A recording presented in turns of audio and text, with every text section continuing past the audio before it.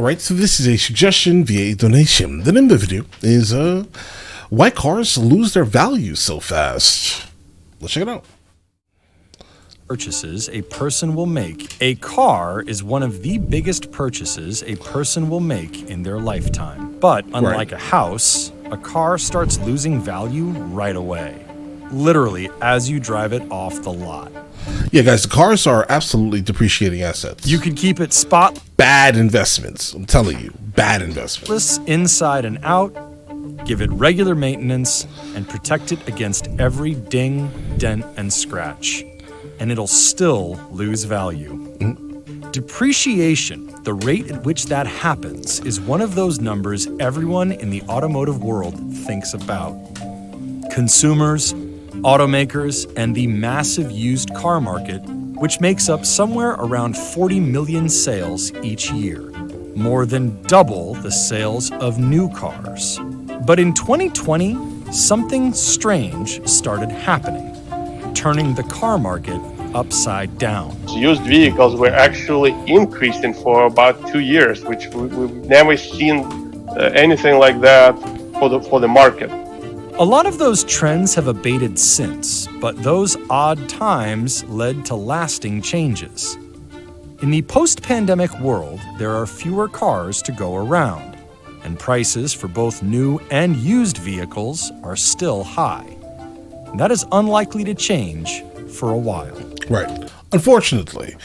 Like, look, if you're looking to actually purchase a car, you probably want to start with removing 5 years from whatever year you're currently in. And that should be your mental new car. And the reason why I'm saying this is because after about 5 years, you've pretty much evaded most of the depreciation of the vehicle, right? So you will, in fact, get a better deal in 5 years than you think you are getting now. Also, keep in mind dealership markups. If you're not getting your vehicle for MSRP or just slightly above it or below it, you're not really getting a good deal at all. And if you think the Hummer, for example, the EV Hummer, was selling for like $200,000-$300,000, guys, that's $100,000 vehicle. All right. So the MSRP, $100,000. You bought it for $300,000. As soon as you leave that lot, that vehicle is $100,000 minus whatever the depreciation is. Keep that in mind. All right. So if you're looking to buy a brand new vehicle, make sure you're getting it as close to MSRP as humanly possible. That little bump above it is irrelevant. That's just what they're stealing from you in a sense. Let's get it. Car buyers want their cars to hold value because it will help them get their money back if they decide to sell it at some point, whether they're trading it for a new one or not. In addition, a lot of car purchases are financed, which means if the resale value of the car dips too low, a buyer could end up paying more for the car than it is worth. That is what it means to be underwater on a loan. Right. Similarly, automakers want their cars to hold as much value as possible, in part because they know customers care about that. Depreciation also affects how automakers charge for leases, which are an effective way of drawing in new customers, but are expensive to run for automakers. Every car depreciates differently. Luxury cars lose value the fastest. Sedans lose value faster than SUVs. It's because they're not worth what you're buying them for. It's that markup. And cars from brands with strong reputations for quality and reliability depreciate more slowly. Toyota, but on Honda. average, cars lose about 10% of their value as soon as you drive them off the lot. There are a few reasons for this. One is that we like new cars. We just like being in a brand new car. And it's not brand new once you take it off the lot. The 10% loss in value. Keep in mind, it's not even taking it off the lot. All right. Like if you buy it and you finance it, let's say, and you haven't even driven it yet, but you're just like, I don't really want this vehicle anymore. As soon as it went into your name, it lost 10%. Corresponds almost exactly with another specific number. And that number, say some insiders, is the primary reason a vehicle's value drops that much in the first day of ownership. Incentives. Most new cars are sold with incentives at one point or another when first purchased by a consumer. An incentive is a discount on a vehicle provided by a manufacturer or dealer to induce people to buy it. Prior to the pandemic, the average incentive on a vehicle was about 10%. That means, on average, new vehicles were sold for about 90% of their MSRP, or manufacturer suggested retail price. And so that car you bought. That almost doesn't make any sense. Hopefully they're not conflating what the sticker says versus MSRP. Hopefully they're not doing that. MSRP is one thing, and what the dealership is selling the vehicle for is a completely different thing. So if they're taking 10% off, but then adding 20%, they're still making 10%, and it's still 10% more expensive than it should be. I think that's kind of what was going on during the 19. Seems to drop by 10% in value the moment you drive it off the lot. What is actually happening is that the market is pricing in the probability you received a 10% discount or incentive on that vehicle, even if you didn't. It's kind of a messy part of how we do things, because we can't go back and see what the average transaction price is, but we know historically what MSRP is on a year, make, model combination, and so we can go see the value of that car against its original MSRP. Another factor, when you sell your car, chances are you are often selling or trading it back in at a dealership. The dealer is going to offer you the wholesale price on the vehicle, what Right. the vehicle would fetch at a wholesale market, like a dealer auction. Those prices are always lower than the retail price, what Terrible. the dealer would sell it to another consumer for, as there are additional costs and margin that need to be absorbed. That lower wholesale value also makes up part of the depreciation consumers see and feel. Higher priced cars have higher markups or variance, so there is an even bigger gap between their retail price and wholesale value. But there is a third reason why cars lose value so quickly. An economist named George Akerlof won a Nobel Prize for coming up with this idea. Akerlof's famous paper is called The Market for Lemons, and the idea works like this. In any market, there are information asymmetries. This means sellers know more about the product they are selling than potential buyers do.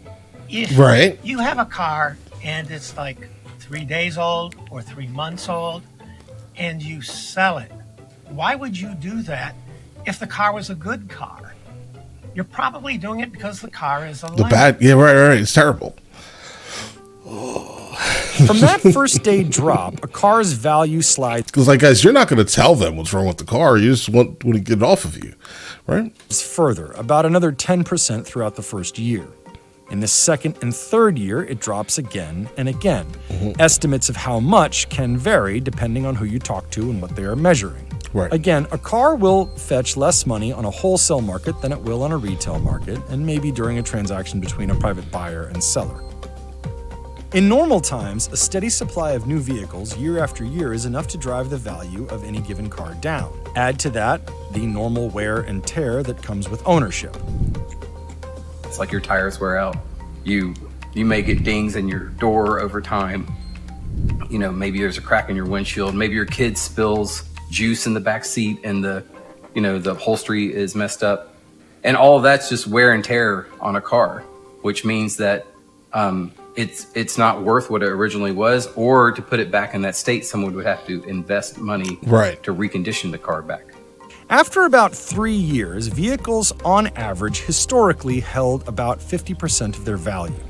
3 years is a kind of benchmark for the used car market because that is the typical term for a lease, and leased vehicles are a large source of vehicles for the used market. And that's why I'm telling you. They're saying 3 years. Bro, trust me when I say, look for a 5-year-old car. Okay, just right there. There are exceptions to this, of course. Exotic cars, collector Well, look at that Koenigsegg. Is that a CCX? cars, limited that's editions. nice. Any car that is highly valuable won't depreciate normally and can even appreciate. Absolutely. It is rare for a car to appreciate or increase in value, but those are some that do.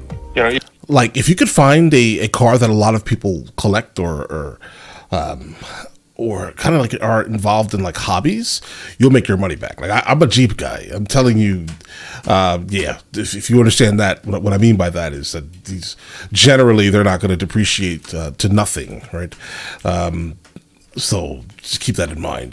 They're still selling like 91s for like maybe 15, like in great condition, low mileage type of thing, right? Built. So just understand that. Some Hondas sell decently, not many, but maybe the Honda S2000 will definitely sell decently. Some Fords will. Ford GT40, the Ford GT, these will definitely appreciate 100%. If you could get your hands on like an old, like 90s Dodge Viper or early 2000s, bro, the 2004, maybe the SRT10 Dodge Viper. Oh my God, bro, get your hands on one of those. All right, these are not. Listen, you can have it. You can sit it in your garage, and then in 5 years, you're gonna sell it for more money, and you enjoyed it. If you lucky enough to buy it anew, you might actually sell it for profit. Some OEMs are trying to fight that. I think Tesla just had in their agreement, and they just pull it back again. So you cannot resell their Cybertruck for a year. Yeah. Okay. So this is what he's talking about here. All right.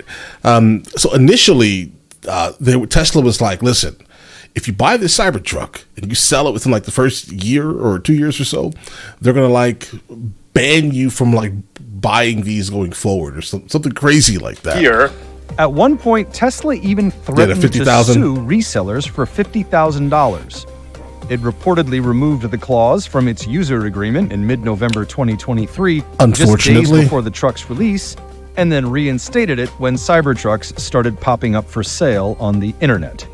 This was also true of exotics like the Ford GT. Ford sued wrestler and actor John Cena for reselling his Ford GT less than a year after purchasing. During the COVID-19 pandemic, as people stayed away from... Yeah, definitely that Ford GT, guys. That's a great, like, market to be in, I'm telling you. Public transportation and flying, used car values skyrocketed by somewhere around 30%. Take your $10,000 used car, and by the end of that year, it was $13,000. So people were buying cars, driving them for a year, and then selling them for profit. It's still your economy 101. Strong demand, short supply, prices went up. Like, I can only give you some anecdotal evidence here. Like, while all of this craziness was going on during 2020 and 2021, 2022, right? I had purchased what year was that Jeep? Maybe 2011, right? And I got it for about $13,000. I then randomly went to go see what it was worth during all this craziness, and it went up. It doubled basically. I could have sold it for 22. It was just to the extreme that I did not. I'm not selling my Jeeps. Never seen before. On top of it all, production shutdowns and supply chain and chip shortages limited the number of cars in the marketplace. Automakers weren't leasing or selling cars into fleets such as rental agencies. The few cars they were selling were higher-priced vehicles that helped maximize profits. There were no incentives. New vehicle supply didn't meet demand, though, which drove customers into the used market. Even rental companies, which had sold off a lot of their fleets at the beginning of the pandemic, were buying used cars at auction to satisfy their own customers. We had two very distinct periods of vehicle appreciation, which is unheard of. We had prices that moved up into the spring and early summer in 2021, and then they kind of went sideways, and then we got to August, September, and they moved up again. And so we ended that year with vehicle prices and values that were much, much higher than what anyone was used to. Fewer new cars in 2020 means fewer used cars in 2023 and 2024. That pandemic price bump has evened out a bit, but cars are holding on to about 60% of their value after 3 years, a 10% increase from pre-pandemic times. We expect some normal seasonality, more normal depreciation, but the baseline for prices is going to be elevated. So we've reset prices at a high level. A lot of the goods and materials that go into producing a car are still sitting at high levels.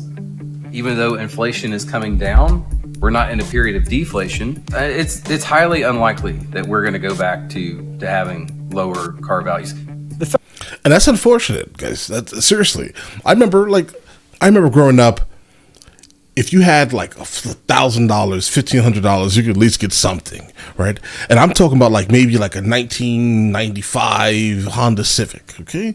I saw about 2 days ago a dealership like randomly selling a 1995 Honda Accord for $25,000. $25,000, guys. All right. people are going crazy. They're going absolutely nuts. I understand people. Everyone got super comfortable. This is this fear of missing out that even these dealerships are having. They were like, listen, I was selling this for this price. I want to consistently sell it for this price, even though, the levels of inflation have absolutely dropped. But a lot of these companies are still absolutely being, they're price gouging, guys. That's what they're doing. They're just price gouging. The houses are absolutely crazy. These cars are equally as crazy. Federal Reserve has raised interest rates in order to rein in inflation, and that has made borrowing more expensive. In the second quarter of 2023, almost 80% of new cars were financed, and more than 30% of used ones. Incentives have increased some from the... And guys, this is so... More than this is so 30% of used. Yeah, this is so crazy to even see, guys. 30% of used cars are financed. So guys, again, those used to be cash cars. I'm telling you. I'm sure you guys remember. I'm sure I'm not the only... Maybe this is like the Mandela effect or something, guys, but I'm almost positive. You could have went to a car dealership with $5,000 saved up and bought a car. Now that $5,000 car is $20,000. It seems, at least. I may be exaggerating. Maybe 15, 12, somewhere in there. It's crazy. But really, what's the difference between $12,000 in cash and $20,000 in cash? To the average person, to the average American, that means it's the same thing, right? But what you could do a while ago was just go and buy a car for $5,000-$6,000, and if you were just starting out, $1,500, they had something on a lot. Trust me, that they could give you for $1,500. Now, this is the reason why everything is being financed, right? Because now all these cars are just astronomical. Yeah, they're cheaper than new cars, but new cars are too expensive. Used cars are too expensive. Everything is too expensive because these companies got so used to making that amount of money that they refuse to kind of go back to it. But what they don't realize is that the average American cannot sustain these prices. Incentives have increased some from the lows they're in, but not nearly enough to offset. The average new car price right now is almost 30% higher than it was pre-pandemic. And what's funny is houses are also 30% higher. So for some reason, that 30%, 30 to 40% higher for houses. But just understand that. We need to kind of understand that people can't afford that, guys. All right? Time periods. New vehicle production and sales are also about 2 million units below the record 17.6 million units hit in 2016. That year, the average transaction price was around $34,077 for a new car. Average transaction prices in October 2023 were around $48,126. A lot of analysts think that as long as prices stay that high, it will be hard to hit those record volume numbers. And that might be just fine for automakers. Right. A lot of the OEMs have said publicly they don't want to sell that level of new cars, that they're trying to be smarter about producing and overproducing cars and having to over-incentivize cars to keep their profits high. But this means that there will be fewer cars available. A new car will be might more only expensive be sold once, but a used car can be and often is sold several times. Right. Constraining the supply of new cars puts a cycle in motion where the supply of used cars is constrained over and over again. One of the perhaps hidden benefits of depreciation is that it creates a pool of cheap used cars for buyers who can't afford anything else. The price of a new car in October 2023 was close to $50,000. That is luxury territory. And that's like base model. Like, guys, I remember when the Corvette was $50,000. Like growing up, like a $50,000 car was crazy. Now everything is that. It starts at 50. Bro, why is a work truck? Why is a F-150 work truck? Nothing special, right? Like the tradesman edition type of thing is. No leather seats, just there's seats in there, sure. Those are just seats, right? $48,000, $50,000. Guys, why? The F-150, the reason why there are so many on the road is because they were affordable. Guys, like they were affordable. And now they're luxury vehicles. It took almost 39 weeks with a median American income to purchase a new vehicle. That is down from a record high of more than 41 weeks in December 2022, but still higher than the roughly 33 weeks in October 2019. It's the most important factor out there in the marketplace for people. I think there's a lot of consumers that need a replacement car that have been trying to do everything they can to not do that because they don't want to finance the car and they don't have, $25,000 or whatever to go just pay for it outright. There is a market out there for an OEM that wants to build a more basic product that's new and maybe decontent it a little bit too.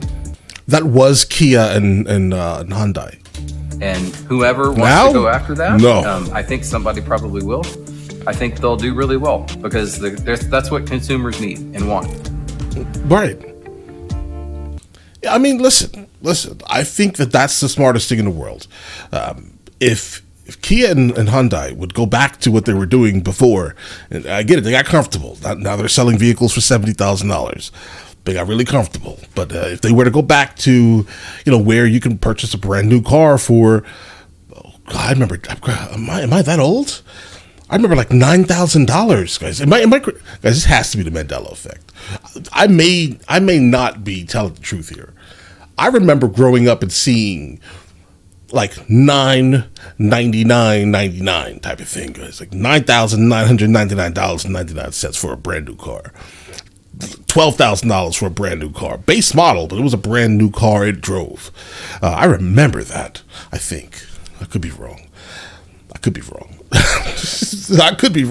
And some of you guys are more mature than I am, let's say, right? And you probably saw $5,000 most likely. $500.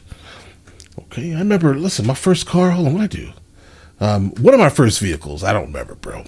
I'm almost positive I put $500 as a down payment on that car. And I think it probably cost $4,000. All right, I think so.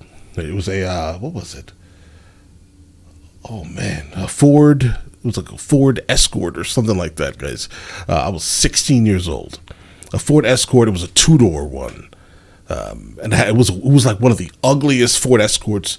Well, I mean, it was one of the ugliest Escorts that could possibly exist in a vehicle. It was 2-door. It had like a weird like bubble back and things like that, guys. But either way, I loved it. It got me everywhere. Things like this don't exist any longer, unfortunately. Right? But all right, listen, you guys all have an absolutely amazing day. Enjoy your day thoroughly.